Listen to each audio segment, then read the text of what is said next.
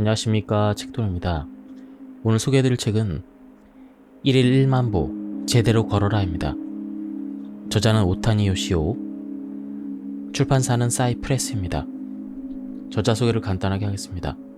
오타니 요시오, 도쿄 이케 부쿠로 오타니 클리닉 원장이다. 호흡기내과 전문의이자 의학 박사로서 일본 호흡기 학회 호흡기 전문의 지도 의사이다. 그럼 바로 본문을 보도록 하겠습니다. 왜 근력 운동이나 달리기가 아닌 걷기가 좋을까? 미국 애리조나 주립대학교 연구팀이 평소에 하는 운동과 사망률의 관계를 조사했더니 다음과 같은 결과가 나왔다.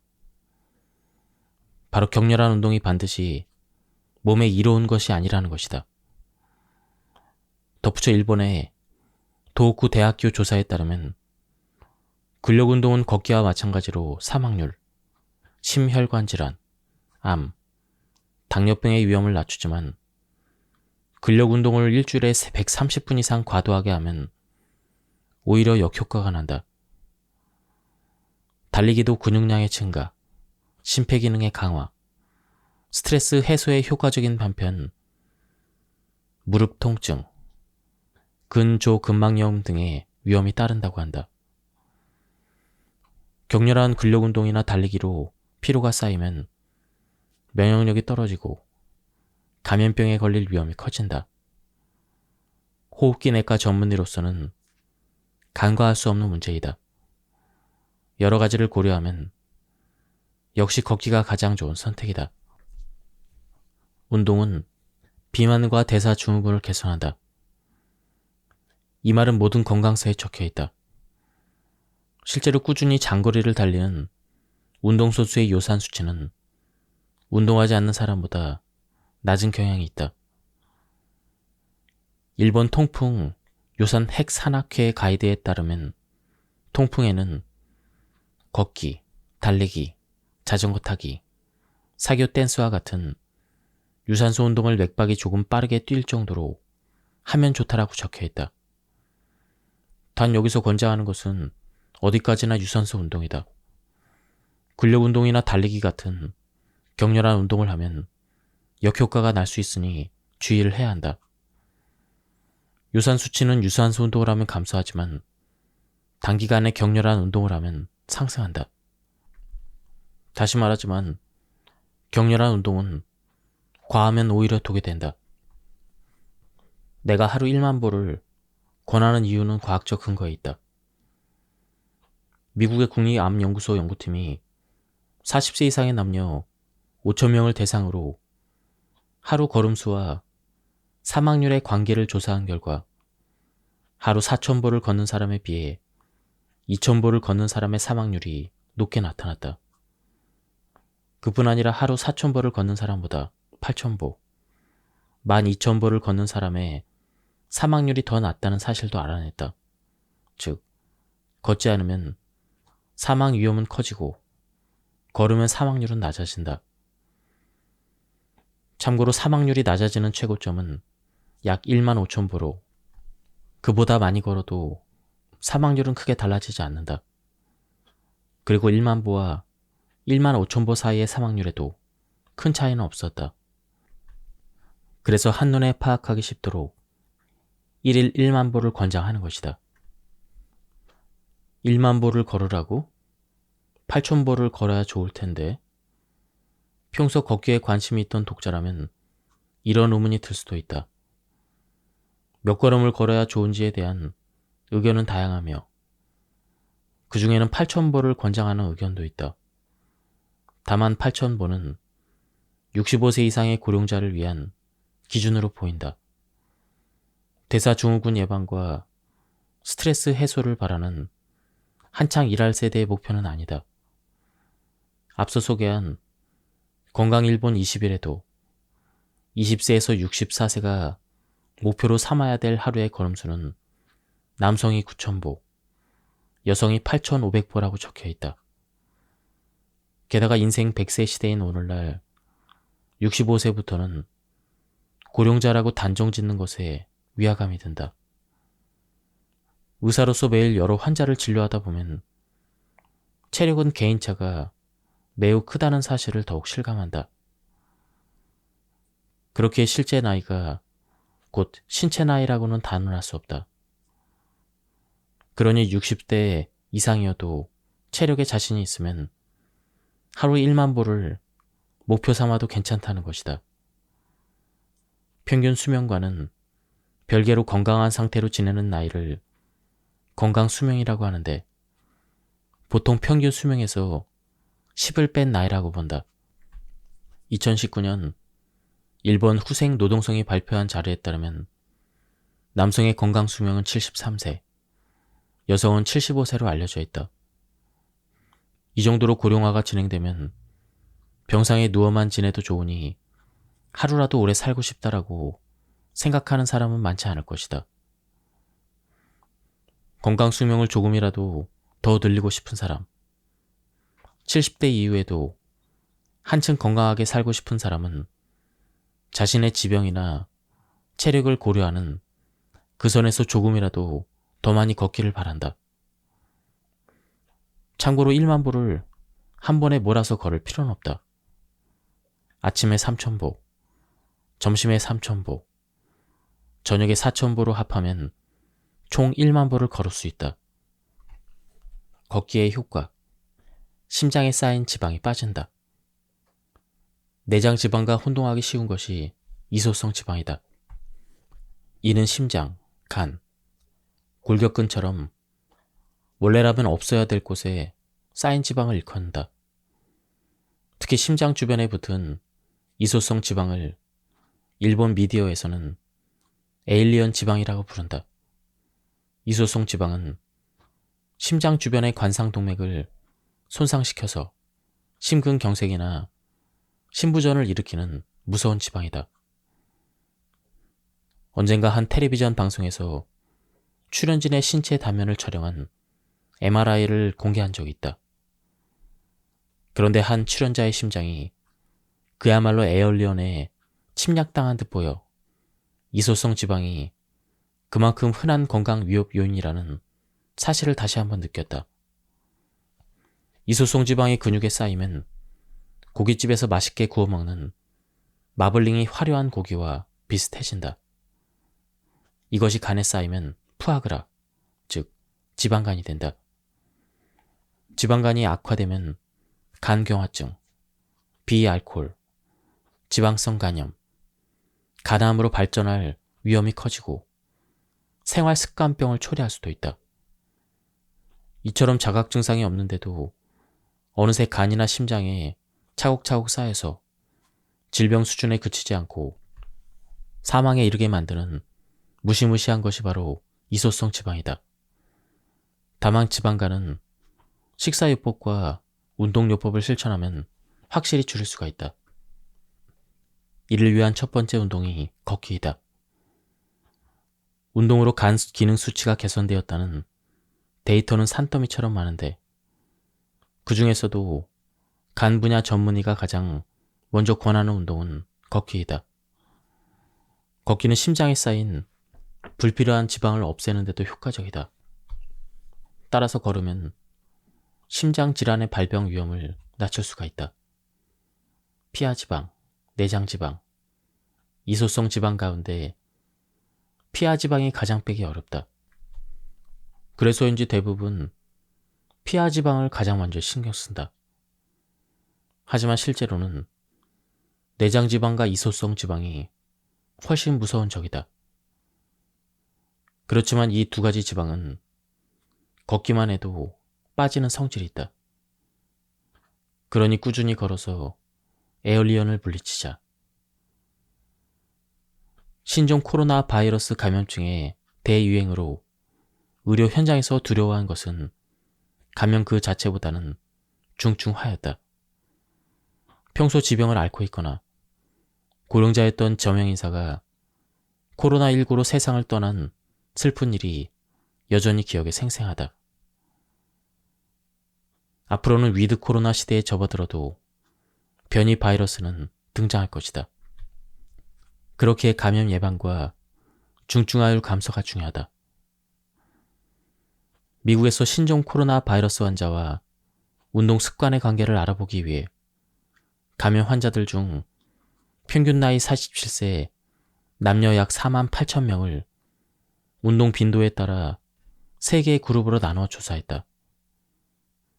그 결과 거의 운동을 하지 않는 사람은 자주 운동하는 사람이나 중간 빈도로 운동하는 사람에 비해 입원 및 사망의 위험이 큰 것으로 나타났다.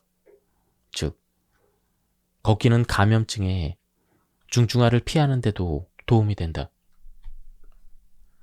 두 번째 효과는 고혈압을 개선하는 것이다. 일본 내 고혈압 질환 환자 수는 1,503만 명이다.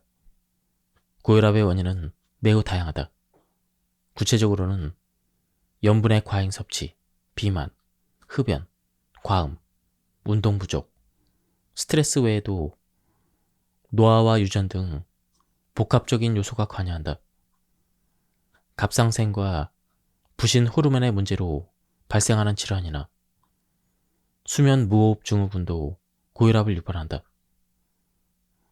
비만으로 혈압이 높아져 약을 먹는 경우라면 몸무게를 1kg 감량하면 혈압은 1 정도 떨어진다.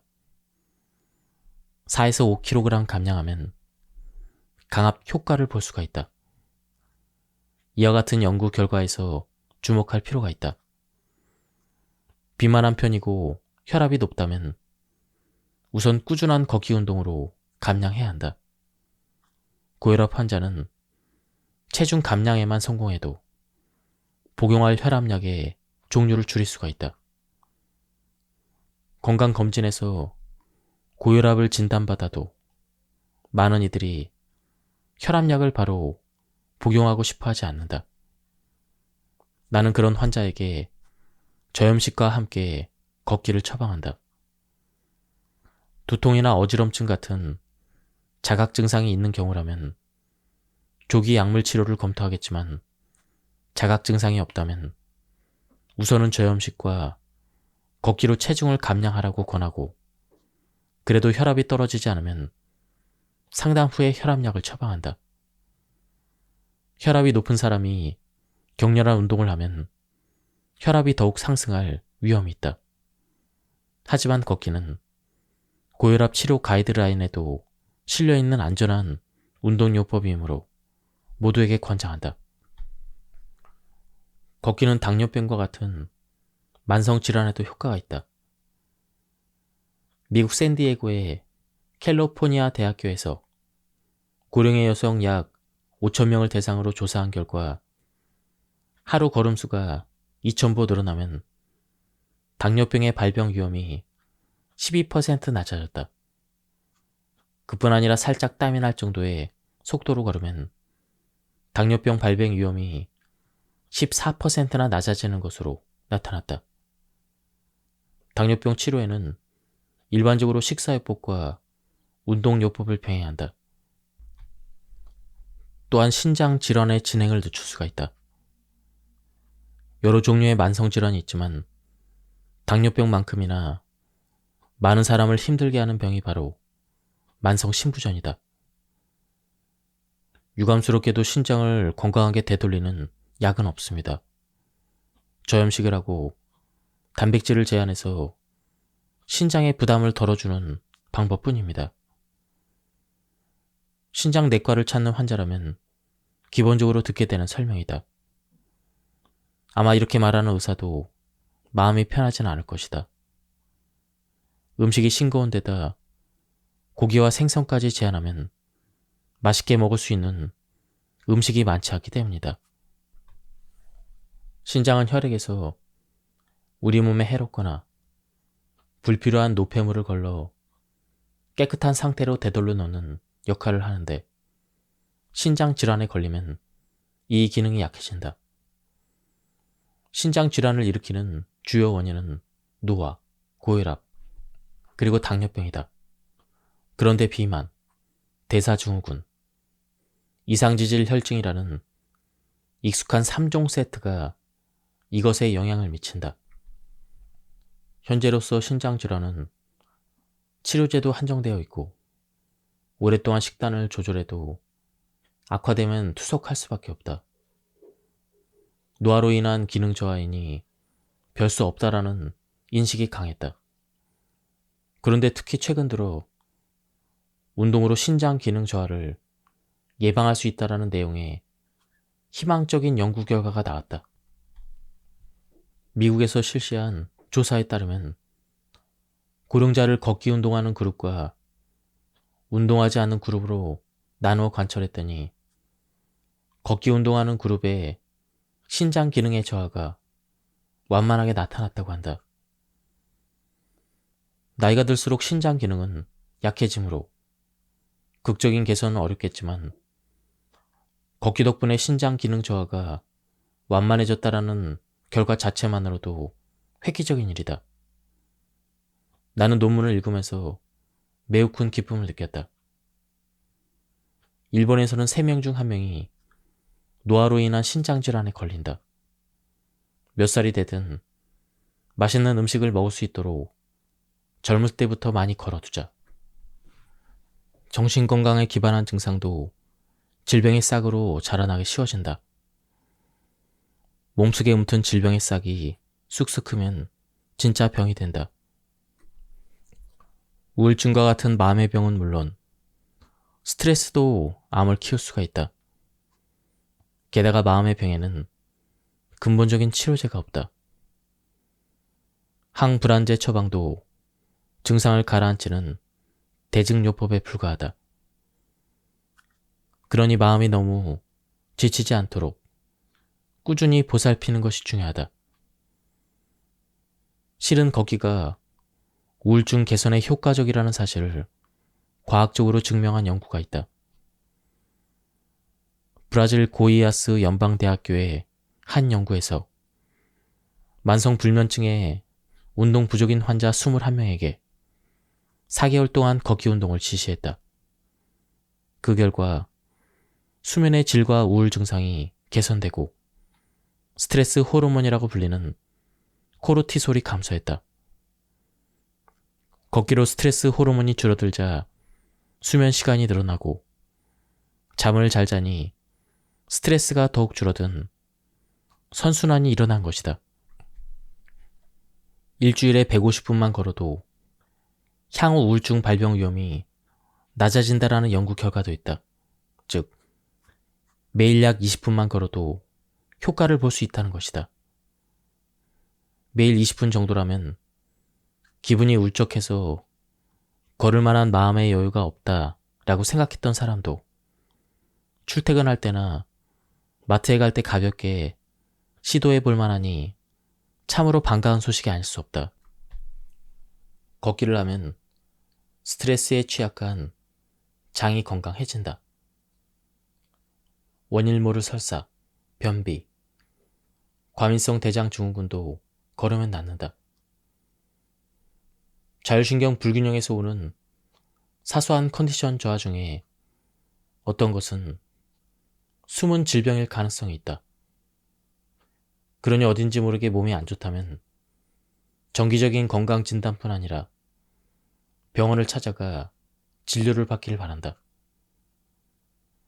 다만 다음과 같이 증상이 명확한데도 원인을 알 수 없는 경우가 있다. 1. 설사와 변비를 반복한다. 2. 늘 복부 팽만감이 들고 배가 아프다. 3. 전철에서 갑자기 화장실에 가고 싶어진다. 이러한 증상이 나타난다면 대장암이나 궤양성 대장염과 같은 질병이 의심되므로 대장 내시경 검사를 받아보는 편이 좋다. 검사에도 아무런 증상이 없다면 과민성 대장 증후군으로 진단한다. 과민성 대장 증후군의 명확한 원인은 알 수 없지만 알려진 바에 따르면 정신적인 스트레스와 관련이 있다. 장은 지렁이처럼 늘어났다 줄어드는 연동운동을 하는데 여기에도 자율신경이 관여한다. 하지만 바쁘고 스트레스로 가득한 날이 이어지면 교감신경이 계속 활성화되어 자율신경의 균형이 깨진다. 그러면 연동운동에 이상이 생기면서 컨디션이 나빠지고 위와 같은 증상이 나타난다. 이처럼 장 건강에 문제가 생겼을 때도 걷기가 도움이 된다. 걸으면 몸과 마음이 편안해져 스트레스가 줄고 자율신경계가 안정되면서 연동운동도 균형을 찾기 때문이다. 특히 흔히 알려진 건강법이기도 하니 불규칙한 생활로 장 컨디션이 나빠진 사람은 시험 삼아 걸어보자. 망가진 장이 회복될 것이다. 병상에 누워 지내는 고령자의 대부분이 변비로 고생하는 이유도 걷지 않기 때문이다. 걷지 않으면 장의 연동운동이 약해져 변비에 걸린다. 걸으면 낫는 불편한 증상이 세상에는 의외로 많이 있다. 걷기 운동은 불면증을 낫게 한다. 스트레스 때문에 잠을 못 자는 걸까? 잠을 못 자서 스트레스가 쌓이는 걸까? 스트레스와 수면은 닭과 달걀의 관계인데 매우 많은 사람이 쉽게 잠들지 못해 고민한다. OECD 연구 결과에 따르면 일본은 세계에서 수면 시간이 가장 적은 나라이다. 이쯤 되면 수면 부족은 국민병이나 다름없다. 수면은 뇌에 휴식을 주는 중요한 시간이다. 수면이 부족하면 몸과 마음의 병이 생기므로 수면 시간을 늘릴 수 없는 부득이한 상황이라면 수면의 질을 높여야 한다. 수면의 질을 높이려면 두 가지를 기억하자. 1. 자율신경의 균형을 잡자. 자율신경은 낮 동안에 활발하게 활동하면 밤에는 휴식 상태로 전환이 된다. 그러면 부교감 신경이 우위를 차지해 푹 잘 수가 있다. 멜라토닌은 우리 몸에서 생성되는 호르몬 중 하나이다. 낮에 햇볕을 받으면 행복 호르몬이라고 불리는 세로토닌이 몸 안에 듬뿍 생긴다. 이렇게 만들어진 세로토닌이 15시간 후에 수면 호르몬인 멜라토닌으로 변환되면 인간은 푹 잘 수가 있다. 이 두 가지를 고려하면 해가 떠 있는 아침이나 낮에 걷는 편이 좋다. 그러면 행복 호르몬인 세로토닌의 분비가 늘어남과 동시에 잠도 푹 잘 수 있으므로 두 마리 토끼를 한 번에 잡는 효과를 기대할 수가 있다. 수면 중에 멜라토닌은 신체 기능을 유지하고 면역력을 강화한다. 멜라토닌이 분비되어 입면에 성공하면 깊은 잠에 빠지면서 성장 호르몬이 분비된다. 성장 호르몬은 성장기의 뼈와 근육을 만들기 위해 분비되다가 나이가 들면 양이 줄지만 그렇다고 아예 0이 되지는 않는다.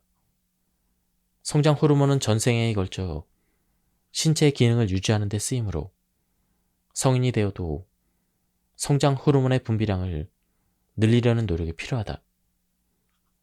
그러니 낮에 햇볕을 받으며 걷는 것이 중요하다. 걸으면서 산책 그 자체를 즐기며 기분 전환하는 사람도 있겠지만 나처럼 골똘히 생각하다가 새로운 아이디어를 떠올린 경험을 한 사람도 적지 않을 것이다.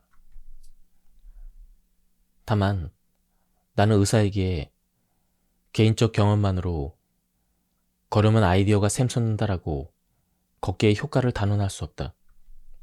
그래서 조사를 해보았더니 걷기가 두뇌를 활성화한다라는 사실을 뒷받침하는 과학적 근거가 다수 발견되었다. 놀랍게도 걷기는 창의력을 높이고 발상력을 키우는 공격 효과뿐만 아니라 고령화 사회에서 빼놓을 수 없는 치매 예방과 이러한 방어 효과도 있었다. 1만 보를 한 번에 걸을 필요는 없다. 1만 보는 천천히 걸으면 100분, 빨리 걸으면 70분 정도 걸린다. 그래서 1만 보를 한 번에 몰아서 걸으라고 하면 상당히 시간이 걸리고 상당한 운동이 된다. 요즘은 모두가 바쁜지라 운동하기 위해서 통으로 1시간 반이라는 시간을 내기란 쉽지 않다. 강제성을 부여하기 위해 월에 몇만 원씩 하는 헬스장에 등록해놓고 가지 않는 사람도 있을 것이다. 이런 사람은 걷기조차 안 하면 운동 시간이 제로가 된다. 앞에서 얘기했지만 성인 남성은 하루 평균 2200kcal를 섭취하고 1900kcal를 소비한다. 그렇게 걷기와 같은 운동을 게을리하면 매일 300kcal가 몸에 쌓인다. 300kcal는 밥 2공기 혹은 식빵 2장에 해당한다. 식사량은 그대로인데 몇 날 며칠 운동하지 않으면 결국 몸무게가 늘고 머지않아 질병이 찾아온다. 그래서 여분의 300kcal를 소비하게 해주는 1만보 걷기가 중요하다. 걸으려고 마음먹은 시점에 누구나 한 번쯤은 이런 의문을 가져보았을 것이다. 1만보는 한 번에 몰아서 걸어야 할까? 아침 출근길에 3000보, 낮에 점심 먹으러 가면서 2000보, 일하면서 이동하느라 2000보, 저녁 퇴근길에 3000보. 이렇게 걸어도 1만보의 효과는 아닐까? 결론부터 말하자면 1만보를 나눠서 걸어도 걷기의 효과를 볼 수가 있다. 과거의 유산소 운동은 20분 이상 해야 효과가 난다고 말하던 때도 있었지만 밝혀진 바에 따르면 나눠서 하는 운동도 충분히 효과가 있다. 미국의 텍사스주의 쿠퍼 클리닉 에어로빅 연구센터에서 운동 프로그램에 참여한 남녀 240명을 대상으로 틈틈이 나눠서 하는 틈새 운동과 헬스장에서 20에서 60분 이어서 하는 연속 운동의 효과를 비교 검토하였다. 그 결과 틈새 운동을 해도 체력 및 심폐기능 강화, 혈압 강화 효과가 있었다. 그리고 혈당에 대한 연구 결과도 있었다. 오전에 45분 걷기와 매 식후 15분 걷기를 실시한 날의 평균 혈당은 걷지 않은 날보다 낮은 수치를 기록했다. 그 중에서도 저녁 식사 3시간 이후 혈당은 매 식후 단기간 걷기를 한 경우에 가장 낮게 나왔다. 즉, 틈틈이 나눠서 걸어도 혈당은 떨어진다는 것이다. 참고로 오후 4시 반부터 45분간 걷기의 경우 평균 혈당치는 떨어지지 않았다. 이후에 다시 다루겠지만 오후 4시 30분이 식전이므로 식전보다는 식후에 걷는 편이 혈당을 낮추는 데 효과적이다. 틈틈이 청소하면 연말에 대청소하지 않아도 되는 것처럼 틈틈이 자주 걸어서 한 번에 몰아서 운동하지 않아도 되는 시스템을 만들자. 이런 방식이 가능한 것도 걷기의 매력이다. 평소에 전혀 걷지 않던 사람이 주말에 몰아서 1만보를 목표로 걸으면 몸에 부담을 줄 수 있으므로 주의해야 한다. 대사증후군이나 고혈압 환자, 고령자에게는 극단적인 빨리 걷기도 권장하지 않는다. 단숨에 빨리 걸으려 하지 말고 자신의 리듬에 맞는 틈새 시간에 티클모아 태산이라는 속담을 의식하면서 걷는 습관을 들이자. 아침에는 낫또와 바나나를 먹자. 아침에 일어나면 물을 한 잔 천천히 마시라는 말을 들어본 적이 있을 것이다. 이는 자는 동안 빠져나간 수분을 보충하기 위해서이다. 잠에서 깼을 때 우리 몸은 수분 부족 상태이므로 잊지 말고 아침에 일어나면 물을 마시자. 여름에는 탈수 증상을 예방하고 겨울에는 목의 건조를 막아 바이러스 감염 위험을 낮출 수가 있다. 단 한꺼번에 많은 양을 벌컥벌컥 마시려다가 잘못 삼키면 큰일이 난다. 그래서 누운 채로 마시지 말고 침대에서 일어나 천천히 조금씩 마시자. 물을 마셨다면 이제 아침 식사를 할 차례인데 걷기 전에 아침으로 과연 무엇을 먹으면 좋을까? 일본 고치대학교에서 대학 축구부 소속 남학생 50명을 3개의 그룹으로 나눈 다음 아침 식사와 일광욕이 수면과 정신 위생에 미치는 영향에 대해서 조사하였다. 연구팀은 각 그룹에 다음과 같이 지시를 하고 한 달 뒤의 컨디션을 비교하였다. 그룹 1. 아무런 지시를 하지 않았다. 그룹 2. 한 달 동안 아침으로 낫또와 바나나를 먹었다. 그룹 3. 한 달 동안 아침으로 나또와 바나나를 먹고 식후에 30분간 햇볕을 쬐인다. 실험 결과 그룹 3에서 뚜렷한 변화가 나타났다. 해당 그룹에 속한 학생들은 하루 종일 기분이 좋았고 아침에 개운하게 일어났으며 일찍 자고 일찍 일어나는 습관이 생겼다. 이는 나또에 들어있는 트리토판과 바나나에 많은 비타민 B6가 체내에서 행복 호르몬 세로토닌을 만들어낸 결과이다. 트리토판이 세로토닌으로 전환되는 과정에서 비타민 B6가 촉매제로 작용하므로 비타민 B6의 섭취도 간접적으로 세로토닌 합성에 관여한 셈이다. 나또와 바나나를 먹는다고? 하며 놀란 사람도 있겠지만 이 연구에서는 아침으로 나또를 포함한 식사를 하고 디저트로 바나나를 먹었다. 그런데 8월 7일 바나나의 날에 인터넷을 보다가 나또와 바나나를 섞어서 먹는 레시피를 발견해 바로 시도해 보았더니 의외로 잘 어울렸다. 준비물은 바나나 1개와 나또 1팩이다. 일단 바나나를 접시 위에 놓고 포크로 으깬다. 그런 다음 소스 없이 나또를 으깬 바나나와 잘 섞으면 완성이다. 여기에 꿀을 넣으면 더 부드러운 맛이 난다. 나는 이것을 토스트에 발라서 나또 바나나 토스트를 만들어 먹어보았다. 손쉽게 만들 수 있고 맛도 있어서 디저트로 먹기에 아주 훌륭했다. 혈당을 안정시키려면 식전보다는 식후에 걷는 편이 좋다. 덧붙여 식전에 걸으면 탈수 증상이 나타날 위험도 있으니 주의하자. 우리는 하루에 필요한 수분 중 상당량을 식사로 보충한다. 그래서 식전에 걷기로 땀을 많이 흘리면 탈수 위험이 커진다. 그런 의미에서도 식전과 식후 중 언제 걸을지 고민이라면 식후 걷기를 추천한다. 30분마다 100초씩 걷자.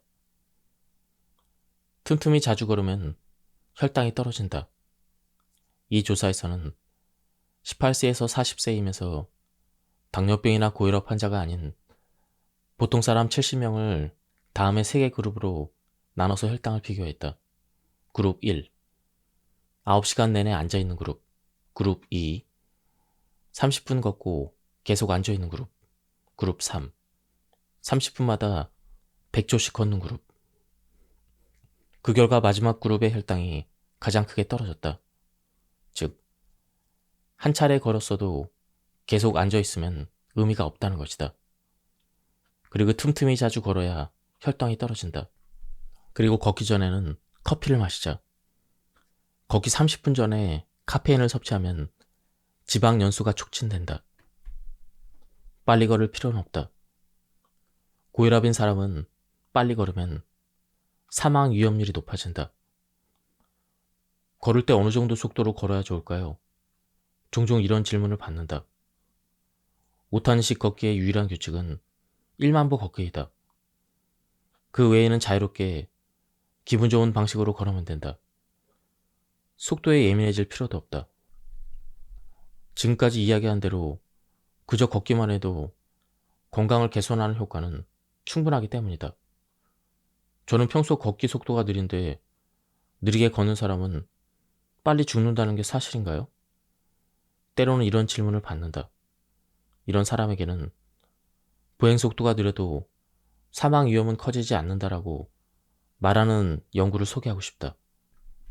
하지만 고혈압이면서 비교적 빠르게 걷는 사람은 사망 위험률이 높지만 느리게 걷는 사람은 고혈압이어도 사망률이 높아지지 않았다. 그러니 고령이고 고혈압 환자라면 종종 걸음으로 조급하게 걷는 일을 삼가하자. 혈관에 부담을 주어 심장이나 뇌 질환으로 사망할 위험이 커지기 때문이다. 참고로 이 조사에서 기준으로 정한 보행 속도인 초당 0.8m는 상당히 느린 속도이다. 고령자의 경우 특히 혈압을 고려한다면 오히려 천천히 걷는 편이 좋다. 나이가 들수록 노쇠의 문제도 간과할 수 없는데 혈압을 관리하면서 천천히라도 꾸준히 걸으면 노쇠도 걱정 없다. 한 연구에 따르면 보폭이 좁은 사람은 보폭이 넓은 사람에 비해서 인지기능 저하 위험이 3배 이상 높았다고 한다. 그래서 다니구치 연구원은 걸을 때 보폭을 65cm 이상 유지하라고 제안한다. 거리에서 이른바 종종 걸음이라 부르는 보폭이 좁고 급한 걸음으로 걷는 사람을 볼 때가 있는데, 이 연구에 따르면 종종 걸음은 치매를 부르는 걸음걸이라 할 수가 있다. 걸을 때는 의식적으로 65cm 이상의 보폭을 유지하면 좋겠지만 현실적으로 걸으면서 줄자로 보폭을 잴 수 없는 일이다. 그럴 때는 횡단보도를 참고하면 좋다. 횡단보도에서 흰색 선과 그리고 흰색 선 사이의 폭은 모두 대략 45cm이다. 따라서 우선은 횡단보도의 흰색 선을 건너뛰지 못한다면 주의가 필요하다. 이런 생각으로 자신의 보폭을 한번 확인해보자. 그런 다음 보폭을 65cm 이상을 목표로 흰색 선의 폭, 그리고 절반 정도의 폭을 기준으로 걸어보면 어떨까? 실제로 해보면 의외로 어려워서 좀처럼 잘 되지 않는다. 그런 사람은 한 번에 넓게 거리를 하지 말고 조금씩 보폭을 늘려가며 걸어보자. 보폭이 늘어나면 신체에 적당한 강도의 자극을 주게 되고 치매를 예방할 수 있으니 일석이조이다. 계단을 올라갈 때보다 내려갈 때 효과가 있다. 내려갈 때 근육량이 증가하고 혈압과 혈당치, 중성지방, 나쁜 콜레스테롤이 감소한다.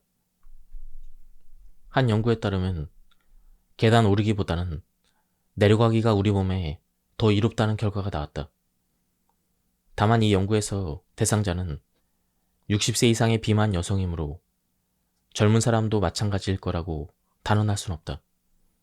하지만 어떤 연령대이든 결과는 크게 다르지 않을 것이므로 계단을 오르기만을 고집할 필요는 없다. 의외의 결과에 놀라서 나도 계단 내려가기를 시도해 보았는데 내려갈 때 미끄러져 넘어지지 않도록 신경을 쓰기 때문에 확실히 몸에 더 많은 부하가 걸렸다. 그렇게 일정 연령 이상에서는 계단을 내려가는 편이 더 효과적이라 하는 것이고, 나 자신도 그 효과를 몸소 느꼈지만 다만 계단을 올라갈 때든 내려갈 때든 아무쪼록 낙상을 주의해야 한다. 예, 지금까지 이 책에 대한 리뷰를 모두 마쳤습니다. 이 책은 가독성이 굉장히 좋았습니다. 그리고 이 책을 읽으면 어떻게 해야 건강하게 걸을 수 있는지 자세하게 또 실천적인 방법들이 많이 나와서 좋았습니다. 예, 여기서 리뷰를 마치도록 하겠습니다. 감사합니다. 안녕하십니까, 책도입니다. 오늘 소개해드릴 책은 1일 1만 보 제대로 걸어라입니다. 저자는 오타니 요시오, 출판사는 사이프레스입니다. 저자 소개를 간단하게 하겠습니다. 오타니 요시오, 도쿄 이케부쿠로 오타니 클리닉 원장이다. 호흡기내과 전문의이자 의학 박사로서 일본 호흡기 학회 호흡기 전문의 지도 의사이다. 그럼 바로 본문을 보도록 하겠습니다. 왜 근력 운동이나 달리기가 아닌 걷기가 좋을까? 미국 애리조나 주립대학교 연구팀이 평소에 하는 운동과 사망률의 관계를 조사했더니 다음과 같은 결과가 나왔다. 바로 격렬한 운동이 반드시 몸에 이로운 것이 아니라는 것이다. 덧붙여 일본의 도호쿠 대학교 조사에 따르면 근력 운동은 걷기와 마찬가지로 사망률, 심혈관 질환, 암, 당뇨병의 위험을 낮추지만 근력 운동을 일주일에 130분 이상 과도하게 하면 오히려 역효과가 난다. 달리기도 근육량의 증가, 심폐기능의 강화, 스트레스 해소에 효과적인 반면 무릎 통증, 근조근막염 등의 위험이 따른다고 한다. 격렬한 근력 운동이나 달리기로 피로가 쌓이면 면역력이 떨어지고 감염병에 걸릴 위험이 커진다. 호흡기 내과 전문의로서는 간과할 수 없는 문제이다. 여러 가지를 고려하면 역시 걷기가 가장 좋은 선택이다. 운동은 비만과 대사증후군을 개선한다. 이 말은 모든 건강서에 적혀 있다. 실제로 꾸준히 장거리를 달리는 운동선수의 요산 수치는 운동하지 않는 사람보다 낮은 경향이 있다. 일본 통풍 요산 핵산악회 가이드에 따르면 통풍에는 걷기, 달리기, 자전거 타기, 사교 댄스와 같은 유산소 운동을 맥박이 조금 빠르게 뛸 정도로 하면 좋다라고 적혀 있다. 단 여기서 권장하는 것은 어디까지나 유산소 운동이다. 근력 운동이나 달리기 같은 격렬한 운동을 하면 역효과가 날 수 있으니 주의를 해야 한다. 유산 수치는 유산소 운동을 하면 감소하지만 단기간에 격렬한 운동을 하면 상승한다. 다시 말하지만 격렬한 운동은 과하면 오히려 독이 된다. 내가 하루 1만 보를 권하는 이유는 과학적 근거에 있다.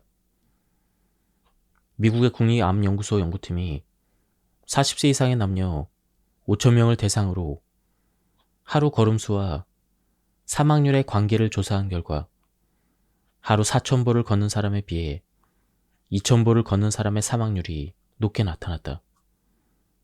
그뿐 아니라 하루 4,000보를 걷는 사람보다 8,000보, 12,000보를 걷는 사람의 사망률이 더 낮다는 사실도 알아냈다.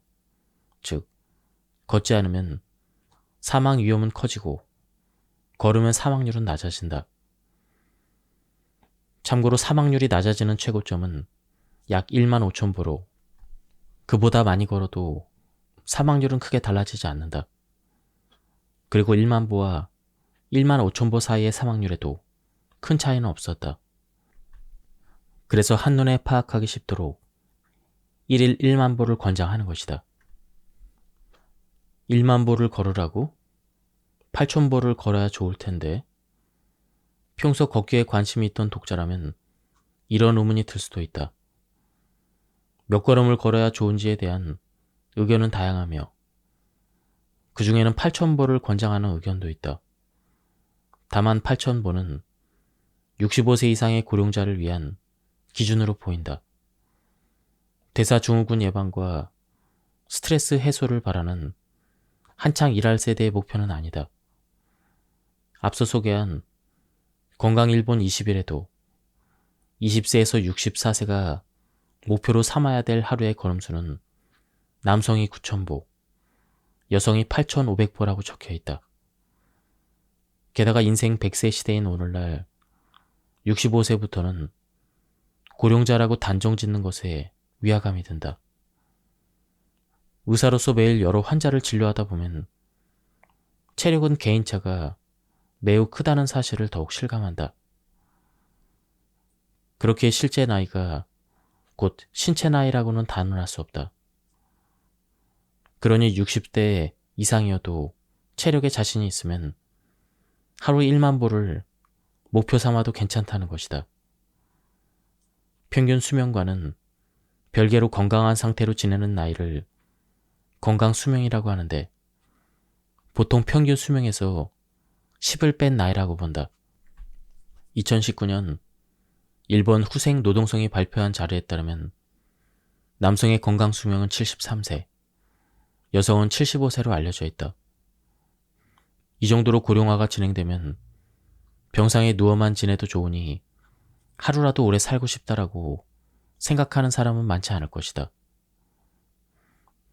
건강 수명을 조금이라도 더 늘리고 싶은 사람, 70대 이후에도 한층 건강하게 살고 싶은 사람은 자신의 지병이나 체력을 고려하는 그 선에서 조금이라도 더 많이 걷기를 바란다.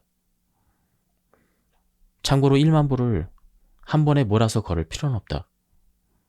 아침에 3,000보, 점심에 3,000보, 저녁에 4,000보로 합하면 총 1만 보를 걸을 수 있다. 걷기의 효과, 심장에 쌓인 지방이 빠진다. 내장 지방과 혼동하기 쉬운 것이 이소성 지방이다. 이는 심장, 간, 골격근처럼 원래라면 없어야 될 곳에 쌓인 지방을 일컫는다. 특히 심장 주변에 붙은 이소성 지방을 일본 미디어에서는 에일리언 지방이라고 부른다. 이소송 지방은 심장 주변의 관상동맥을 손상시켜서 심근경색이나 심부전을 일으키는 무서운 지방이다. 언젠가 한 텔레비전 방송에서 출연진의 신체 단면을 촬영한 MRI를 공개한 적이 있다. 그런데 한 출연자의 심장이 그야말로 에얼리언에 침략당한 듯 보여 이소성 지방이 그만큼 흔한 건강 위협 요인이라는 사실을 다시 한번 느꼈다. 이소성 지방이 근육에 쌓이면 고깃집에서 맛있게 구워 먹는 마블링이 화려한 고기와 비슷해진다. 이것이 간에 쌓이면 푸아그라, 즉 지방간이 된다. 지방간이 악화되면 간경화증, 비알코올, 지방성 간염, 간암으로 발전할 위험이 커지고 생활 습관병을 초래할 수도 있다. 이처럼 자각 증상이 없는데도 어느새 간이나 심장에 차곡차곡 쌓여서 질병 수준에 그치지 않고 사망에 이르게 만드는 무시무시한 것이 바로 이소성 지방이다. 다만 지방간은 식사요법과 운동요법을 실천하면 확실히 줄일 수가 있다. 이를 위한 첫 번째 운동이 걷기이다. 운동으로 간 기능 수치가 개선되었다는 데이터는 산더미처럼 많은데 그 중에서도 간 분야 전문의가 가장 먼저 권하는 운동은 걷기이다. 걷기는 심장에 쌓인 불필요한 지방을 없애는 데도 효과적이다. 따라서 걸으면 심장 질환의 발병 위험을 낮출 수가 있다. 피하지방, 내장지방, 이소성 지방 가운데 피하지방이 가장 빼기 어렵다. 그래서인지 대부분 피하지방을 가장 먼저 신경 쓴다. 하지만 실제로는 내장지방과 이소성 지방이 훨씬 무서운 적이다. 그렇지만 이 두 가지 지방은 걷기만 해도 빠지는 성질이 있다. 그러니 꾸준히 걸어서 에얼리언을 물리치자. 신종 코로나 바이러스 감염증의 대유행으로 의료 현장에서 두려워한 것은 감염 그 자체보다는 중증화였다.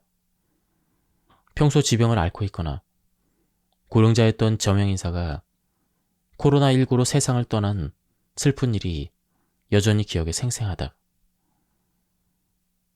앞으로는 위드 코로나 시대에 접어들어도 변이 바이러스는 등장할 것이다. 그렇기에 감염 예방과 중증화율 감소가 중요하다. 미국에서 신종 코로나 바이러스 환자와 운동 습관의 관계를 알아보기 위해 감염 환자들 중 평균 나이 47세 남녀 약 4만 8천 명을 운동 빈도에 따라 3개의 그룹으로 나누어 조사했다. 그 결과 거의 운동을 하지 않는 사람은 자주 운동하는 사람이나 중간 빈도로 운동하는 사람에 비해 입원 및 사망의 위험이 큰 것으로 나타났다. 즉, 걷기는 감염증의 중증화를 피하는 데도 도움이 된다. 두 번째 효과는 고혈압을 개선하는 것이다. 일본 내 고혈압 질환 환자 수는 1,503만 명이다. 고혈압의 원인은 매우 다양하다. 구체적으로는 염분의 과잉 섭취, 비만, 흡연, 과음, 운동 부족, 스트레스 외에도 노화와 유전 등 복합적인 요소가 관여한다. 갑상생과 부신 호르몬의 문제로 발생하는 질환이나 수면 무호흡 증후군도 고혈압을 유발한다. 비만으로 혈압이 높아져 약을 먹는 경우라면 몸무게를 1kg 감량하면 혈압은 1 정도 떨어진다. 4에서 5kg 감량하면 강압 효과를 볼 수가 있다.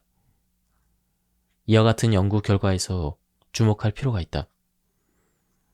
비만한 편이고 혈압이 높다면 우선 꾸준한 걷기 운동으로 감량해야 한다. 고혈압 환자는 체중 감량에만 성공해도 복용할 혈압약의 종류를 줄일 수가 있다. 건강검진에서 고혈압을 진단받아도 많은 이들이 혈압약을 바로 복용하고 싶어 하지 않는다. 나는 그런 환자에게 저염식과 함께 걷기를 처방한다. 두통이나 어지럼증 같은 자각 증상이 있는 경우라면 조기 약물 치료를 검토하겠지만 자각 증상이 없다면 우선은 저염식과 걷기로 체중을 감량하라고 권하고 그래도 혈압이 떨어지지 않으면 상담 후에 혈압약을 처방한다. 혈압이 높은 사람이 격렬한 운동을 하면 혈압이 더욱 상승할 위험이 있다. 하지만 걷기는 고혈압 치료 가이드라인에도 실려있는 안전한 운동요법이므로 모두에게 권장한다. 걷기는 당뇨병과 같은 만성질환에도 효과가 있다. 미국 샌디에고의 캘리포니아 대학교에서 고령의 여성 약 5,000명을 대상으로 조사한 결과 하루 걸음수가 2,000보 늘어나면 당뇨병의 발병 위험이 12% 낮아졌다. 그뿐 아니라 살짝 땀이 날 정도의 속도로 걸으면 당뇨병 발병 위험이 14%나 낮아지는 것으로 나타났다. 당뇨병 치료에는 일반적으로 식사요법과 운동요법을 병행한다. 또한 신장 질환의 진행을 늦출 수가 있다. 여러 종류의 만성질환이 있지만 당뇨병만큼이나 많은 사람을 힘들게 하는 병이 바로 만성신부전이다.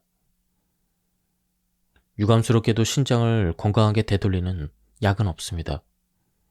저염식을 하고 단백질을 제한해서 신장의 부담을 덜어주는 방법뿐입니다. 신장 내과를 찾는 환자라면 기본적으로 듣게 되는 설명이다. 아마 이렇게 말하는 의사도 마음이 편하지는 않을 것이다. 음식이 싱거운 데다 고기와 생선까지 제한하면 맛있게 먹을 수 있는 음식이 많지 않기 때문이다. 신장은 혈액에서 우리 몸에 해롭거나 불필요한 노폐물을 걸러 깨끗한 상태로 되돌려 놓는 역할을 하는데 신장 질환에 걸리면 이 기능이 약해진다. 신장 질환을 일으키는 주요 원인은 노화, 고혈압, 그리고 당뇨병이다. 그런데 비만, 대사증후군, 이상지질 혈증이라는 익숙한 3종 세트가 이것에 영향을 미친다. 현재로서 신장 질환은 치료제도 한정되어 있고 오랫동안 식단을 조절해도 악화되면 투석할 수밖에 없다. 노화로 인한 기능 저하이니 별 수 없다라는 인식이 강했다. 그런데 특히 최근 들어 운동으로 신장 기능 저하를 예방할 수 있다라는 내용의 희망적인 연구 결과가 나왔다. 미국에서 실시한 조사에 따르면 고령자를 걷기 운동하는 그룹과 운동하지 않는 그룹으로 나누어 관찰했더니 걷기 운동하는 그룹의 신장 기능의 저하가 완만하게 나타났다고 한다. 나이가 들수록 신장 기능은 약해지므로 극적인 개선은 어렵겠지만 걷기 덕분에 신장 기능 저하가 완만해졌다라는 결과 자체만으로도 획기적인 일이다. 나는 논문을 읽으면서 매우 큰 기쁨을 느꼈다. 일본에서는 3명 중 1명이 노화로 인한 신장질환에 걸린다. 몇 살이 되든 맛있는 음식을 먹을 수 있도록 젊을 때부터 많이 걸어두자. 정신건강에 기반한 증상도 질병의 싹으로 자라나기 쉬워진다. 몸속에 움튼 질병의 싹이 쑥쑥 크면 진짜 병이 된다. 우울증과 같은 마음의 병은 물론 스트레스도 암을 키울 수가 있다. 게다가 마음의 병에는 근본적인 치료제가 없다. 항불안제 처방도 증상을 가라앉히는 대증요법에 불과하다. 그러니 마음이 너무 지치지 않도록 꾸준히 보살피는 것이 중요하다. 실은 걷기가 우울증 개선에 효과적이라는 사실을 과학적으로 증명한 연구가 있다. 브라질 고이아스 연방대학교의 한 연구에서 만성 불면증의 운동 부족인 환자 21명에게 4개월 동안 걷기 운동을 지시했다. 그 결과 수면의 질과 우울 증상이 개선되고 스트레스 호르몬이라고 불리는 코르티솔이 감소했다. 걷기로 스트레스 호르몬이 줄어들자 수면 시간이 늘어나고 잠을 잘 자니 스트레스가 더욱 줄어든 선순환이 일어난 것이다. 일주일에 150분만 걸어도 향후 우울증 발병 위험이 낮아진다라는 연구 결과도 있다. 즉, 매일 약 20분만 걸어도 효과를 볼 수 있다는 것이다. 매일 20분 정도라면 기분이 울적해서 걸을 만한 마음의 여유가 없다라고 생각했던 사람도 출퇴근할 때나 마트에 갈 때 가볍게 시도해 볼 만하니 참으로 반가운 소식이 아닐 수 없다. 걷기를 하면 스트레스에 취약한 장이 건강해진다. 원인 모를 설사, 변비, 과민성 대장 증후군도 걸으면 낫는다. 자율신경 불균형에서 오는 사소한 컨디션 저하 중에 어떤 것은 숨은 질병일 가능성이 있다. 그러니 어딘지 모르게 몸이 안 좋다면 정기적인 건강진단뿐 아니라 병원을 찾아가 진료를 받기를 바란다. 다만 다음과 같이 증상이 명확한데도 원인을 알 수 없는 경우가 있다. 1. 설사와 변비를 반복한다. 2. 늘 복부 팽만감이 들고 배가 아프다. 3. 전철에서 갑자기 화장실에 가고 싶어진다. 이러한 증상이 나타난다면 대장암이나 궤양성 대장염과 같은 질병이 의심되므로 대장 내시경 검사를 받아보는 편이 좋다. 검사에도 아무런 증상이 없다면 과민성 대장 증후군으로 진단한다. 과민성 대장 증후군의 명확한 원인은 알 수 없지만 알려진 바에 따르면 정신적인 스트레스와 관련이 있다.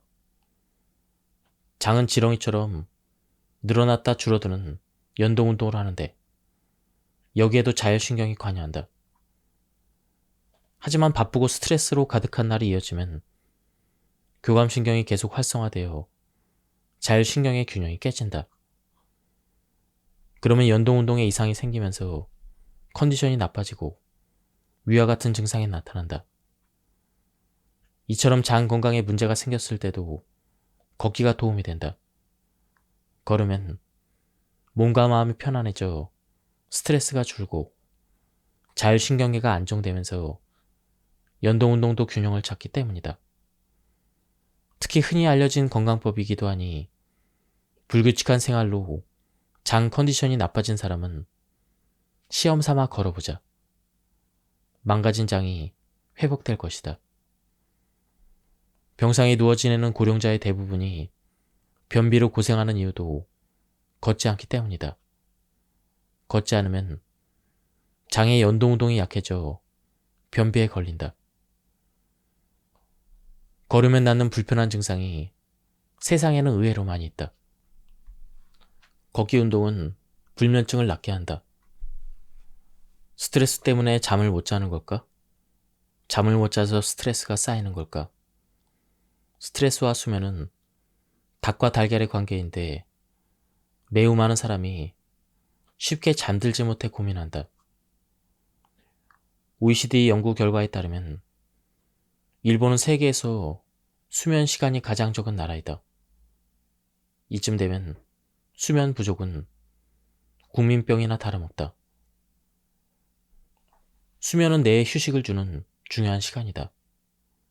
수면이 부족하면 몸과 마음의 병이 생기므로 수면 시간을 늘릴 수 없는 부득이한 상황이라면 수면의 질을 높여야 한다. 수면의 질을 높이려면 두 가지를 기억하자. 1. 자율신경의 균형을 잡자. 자율신경은 낮 동안에 활발하게 활동하면 밤에는 휴식 상태로 전환이 된다. 그러면 부교감 신경이 우위를 차지해 푹 잘 수가 있다. 멜라토닌은 우리 몸에서 생성되는 호르몬 중 하나이다.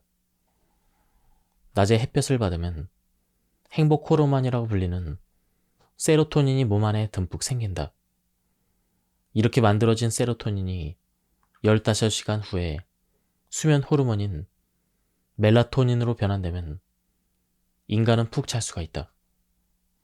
이 두 가지를 고려하면 해가 떠 있는 아침이나 낮에 걷는 편이 좋다. 그러면 행복 호르몬인 세로토닌의 분비가 늘어남과 동시에 잠도 푹 잘 수 있으므로 2마리 토끼를 한 번에 잡는 효과를 기대할 수가 있다. 수면 중에 멜라토닌은 신체 기능을 유지하고 면역력을 강화한다. 멜라토닌이 분비되어 입면에 성공하면 깊은 잠에 빠지면서 성장 호르몬이 분비된다. 성장 호르몬은 성장기의 뼈와 근육을 만들기 위해 분비되다가 나이가 들면 양이 줄지만 그렇다고 아예 0이 되지는 않는다. 성장 호르몬은 전생에 걸쳐 신체의 기능을 유지하는 데 쓰이므로 성인이 되어도 성장 호르몬의 분비량을 늘리려는 노력이 필요하다. 그러니 낮에 햇볕을 받으며 걷는 것이 중요하다. 걸으면서 산책 그 자체를 즐기며 기분 전환하는 사람도 있겠지만 나처럼 골똘히 생각하다가 새로운 아이디어를 떠올린 경험을 한 사람도 적지 않을 것이다. 다만 나는 의사이기에 개인적 경험만으로 걸으면 아이디어가 샘솟는다라고 걷기의 효과를 단언할 수 없다. 그래서 조사를 해보았더니 걷기가 두뇌를 활성화한다라는 사실을 뒷받침하는 과학적 근거가 다수 발견되었다. 놀랍게도 걷기는 창의력을 높이고 발상력을 키우는 공격 효과뿐만 아니라 고령화 사회에서 빼놓을 수 없는 치매 예방과 이러한 방어 효과도 있었다. 1만 보를 한 번에 걸을 필요는 없다. 1만 보는 천천히 걸으면 100분, 빨리 걸으면 70분 정도 걸린다. 그래서 1만 보를 한 번에 몰아서 걸으라고 하면 상당히 시간이 걸리고 상당한 운동이 된다. 요즘은 모두가 바쁜지라 운동하기 위해서 통으로 1시간 반이라는 시간을 내기란 쉽지 않다. 강제성을 부여하기 위해 월에 몇만 원씩 하는 헬스장에 등록해놓고 가지 않는 사람도 있을 것이다. 이런 사람은 걷기조차 안 하면 운동 시간이 제로가 된다. 앞에서 얘기했지만 성인 남성은 하루 평균 2200kcal를 섭취하고 1900kcal를 소비한다. 그렇게 걷기와 같은 운동을 게을리하면 매일 300kcal가 몸에 쌓인다. 300kcal는 밥 2공기 혹은 식빵 2장에 해당한다. 식사량은 그대로인데 몇 날 며칠 운동하지 않으면 결국 몸무게가 늘고 머지않아 질병이 찾아온다. 그래서 여분의 300kcal를 소비하게 해주는 1만 보 걷기가 중요하다. 걸으려고 마음먹은 시점에 누구나 한 번쯤은 이런 의문을 가져보았을 것이다. 1만 보는 한 번에 몰아서 걸어야 할까?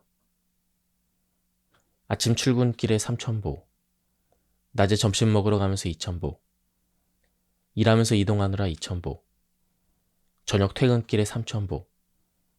이렇게 걸어도 1만 보의 효과는 아닐까? 결론부터 말하자면 1만 보를 나눠서 걸어도 걷기의 효과를 볼 수가 있다. 과거의 유산소 운동은 20분 이상 해야 효과가 난다고 말하던 때도 있었지만 밝혀진 바에 따르면 나눠서 하는 운동도 충분히 효과가 있다. 미국의 텍사스주의 쿠퍼 클리닉 에어로빅 연구센터에서 운동 프로그램에 참여한 남녀 240명을 대상으로 틈틈이 나눠서 하는 틈새 운동과 헬스장에서 20에서 60분 이어서 하는 연속 운동의 효과를 비교 검토하였다. 그 결과 틈새 운동을 해도 체력 및 심폐기능 강화, 혈압 강화 효과가 있었다. 그리고 혈당에 대한 연구 결과도 있었다. 오전에 45분 걷기와 매 식후 15분 걷기를 실시한 날의 평균 혈당은 걷지 않은 날보다 낮은 수치를 기록했다. 그 중에서도 저녁 식사 3시간 이후 혈당은 매 식후 단기간 걷기를 한 경우에 가장 낮게 나왔다. 즉, 틈틈이 나눠서 걸어도 혈당은 떨어진다는 것이다. 참고로 오후 4시 반부터 45분간 걷기의 경우 평균 혈당치는 떨어지지 않았다. 이후에 다시 다루겠지만 오후 4시 30분이 식전이므로 식전보다는 식후에 걷는 편이 혈당을 낮추는 데 효과적이다. 틈틈이 청소하면 연말에 대청소하지 않아도 되는 것처럼 틈틈이 자주 걸어서 한 번에 몰아서 운동하지 않아도 되는 시스템을 만들자. 이런 방식이 가능한 것도 걷기의 매력이다. 평소에 전혀 걷지 않던 사람이 주말에 몰아서 1만 보를 목표로 걸으면 몸에 부담을 줄 수 있으므로 주의해야 한다. 대사증후군이나 고혈압 환자, 고령자에게는 극단적인 빨리 걷기도 권장하지 않는다. 단숨에 빨리 걸으려 하지 말고 자신의 리듬에 맞는 틈새 시간에 티클모아 태산이라는 속담을 의식하면서 걷는 습관을 들이자. 아침에는 낫또와 바나나를 먹자. 아침에 일어나면 물을 한 잔 천천히 마시라는 말을 들어본 적이 있을 것이다. 이는 자는 동안 빠져나간 수분을 보충하기 위해서이다. 잠에서 깼을 때 우리 몸은 수분 부족 상태이므로 잊지 말고 아침에 일어나면 물을 마시자. 여름에는 탈수 증상을 예방하고 겨울에는 목의 건조를 막아 바이러스 감염 위험을 낮출 수가 있다. 단 한꺼번에 많은 양을 벌컥벌컥 마시려다가 잘못 삼키면 큰일이 난다. 그래서 누운 채로 마시지 말고 침대에서 일어나 천천히 조금씩 마시자. 물을 마셨다면 이제 아침 식사를 할 차례인데 걷기 전에 아침으로 과연 무엇을 먹으면 좋을까? 일본 고치대학교에서 대학 축구부 소속 남학생 50명을 3개의 그룹으로 나눈 다음 아침 식사와 일광욕이 수면과 정신 위생에 미치는 영향에 대해서 조사하였다. 연구팀은 각 그룹에 다음과 같이 지시를 하고 한 달 뒤의 컨디션을 비교하였다. 그룹 1. 아무런 지시를 하지 않았다. 그룹 2. 한 달 동안 아침으로 낫또와 바나나를 먹었다. 그룹 3. 한 달 동안 아침으로 낫또와 바나나를 먹고 식후에 30분간 햇볕을 쬐인다. 실험 결과 그룹 3에서 뚜렷한 변화가 나타났다. 해당 그룹에 속한 학생들은 하루 종일 기분이 좋았고 아침에 개운하게 일어났으며 일찍 자고 일찍 일어나는 습관이 생겼다. 이는 낫또에 들어있는 트리토판과 바나나에 많은 비타민 B6가 체내에서 행복 호르몬 세로토닌을 만들어낸 결과이다. 트리토판이 세로토닌으로 전환되는 과정에서 비타민 B6가 촉매제로 작용하므로 비타민 B6의 섭취도 간접적으로 세로토닌 합성에 관여한 셈이다. 낫또와 바나나를 먹는다고? 하며 놀란 사람도 있겠지만 이 연구에서는 아침으로 낫또를 포함한 식사를 하고 디저트로 바나나를 먹었다. 그런데 8월 7일 바나나의 날에 인터넷을 보다가 낫또와 바나나를 섞어서 먹는 레시피를 발견해 바로 시도해 보았더니 의외로 잘 어울렸다. 준비물은 바나나 1개와 낫또 1팩이다. 일단 바나나를 접시 위에 놓고 포크로 으깬다. 그런 다음 소스 없이 낫또를 으깬 바나나와 잘 섞으면 완성이다. 여기에 꿀을 넣으면 더 부드러운 맛이 난다. 나는 이것을 토스트에 발라서 낫또 바나나 토스트를 만들어 먹어보았다. 손쉽게 만들 수 있고 맛도 있어서 디저트로 먹기에 아주 훌륭했다. 혈당을 안정시키려면 식전보다는 식후에 걷는 편이 좋다. 덧붙여 식전에 걸으면 탈수 증상이 나타날 위험도 있으니 주의하자. 우리는 하루에 필요한 수분 중 상당량을 식사로 보충한다. 그래서 식전에 걷기로 땀을 많이 흘리면 탈수 위험이 커진다. 그런 의미에서도 식전과 식후 중 언제 걸을지 고민이라면 식후 걷기를 추천한다. 30분마다 100초씩 걷자. 틈틈이 자주 걸으면 혈당이 떨어진다. 이 조사에서는 18세에서 40세이면서 당뇨병이나 고혈압 환자가 아닌 보통 사람 70명을 다음의 3개 그룹으로 나눠서 혈당을 비교했다. 그룹 1, 9시간 내내 앉아있는 그룹. 그룹 2, 30분 걷고 계속 앉아있는 그룹. 그룹 3, 30분마다 100초씩 걷는 그룹. 그 결과 마지막 그룹의 혈당이 가장 크게 떨어졌다. 즉, 한 차례 걸었어도 계속 앉아있으면 의미가 없다는 것이다. 그리고 틈틈이 자주 걸어야 혈당이 떨어진다. 그리고 걷기 전에는 커피를 마시자. 걷기 30분 전에 카페인을 섭취하면 지방 연소가 촉진된다. 빨리 걸을 필요는 없다. 고혈압인 사람은 빨리 걸으면 사망 위험률이 높아진다. 걸을 때 어느 정도 속도로 걸어야 좋을까요? 종종 이런 질문을 받는다. 5탄식 걷기의 유일한 규칙은 1만 보 걷기이다. 그 외에는 자유롭게 기분 좋은 방식으로 걸으면 된다. 속도에 예민해질 필요도 없다. 지금까지 이야기한 대로 그저 걷기만 해도 건강을 개선하는 효과는 충분하기 때문이다. 저는 평소 걷기 속도가 느린데 느리게 걷는 사람은 빨리 죽는다는 게 사실인가요? 때로는 이런 질문을 받는다. 이런 사람에게는 보행 속도가 느려도 사망 위험은 커지지 않는다라고 말하는 연구를 소개하고 싶다. 하지만 고혈압이면서 비교적 빠르게 걷는 사람은 사망 위험률이 높지만 느리게 걷는 사람은 고혈압이어도 사망률이 높아지지 않았다. 그러니 고령이고 고혈압 환자라면 종종 걸음으로 조급하게 걷는 일을 삼가하자. 혈관에 부담을 주어 심장이나 뇌 질환으로 사망할 위험이 커지기 때문이다. 참고로 이 조사에서 기준으로 정한 보행 속도인 초당 0.8m는 상당히 느린 속도이다.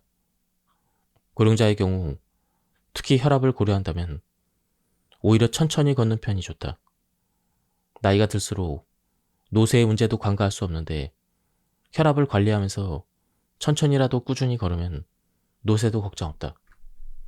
한 연구에 따르면 보폭이 좁은 사람은 보폭이 넓은 사람에 비해서 인지기능 저하 위험이 3배 이상 높았다고 한다. 그래서 다니구치 연구원은 걸을 때 보폭을 65cm 이상 유지하라고 제안한다. 거리에서 이른바 종종 걸음이라 부르는 보폭이 좁고 급한 걸음으로 걷는 사람을 볼 때가 있는데 이 연구에 따르면 종종 걸음은 치매를 부르는 걸음걸이라 할 수가 있다. 걸을 때는 의식적으로 65cm 이상의 보폭을 유지하면 좋겠지만 현실적으로 걸으면서 줄자로 보폭을 잴 수 없는 일이다. 그럴 때는 횡단보도를 참고하면 좋다. 횡단보도에서 흰색 선과 그리고 흰색 선 사이의 폭은 모두 대략 45cm이다. 따라서 우선은 횡단보도의 흰색 선을 건너뛰지 못한다면 주의가 필요하다. 이런 생각으로 자신의 보폭을 한번 확인해보자. 그런 다음 보폭을 65cm 이상을 목표로 흰색 선의 폭, 그리고 절반 정도의 폭을 기준으로 걸어보면 어떨까? 실제로 해보면 의외로 어려워서 좀처럼 잘 되지 않는다. 그런 사람은 한 번에 넓게 거리를 하지 말고 조금씩 보폭을 늘려가며 걸어보자.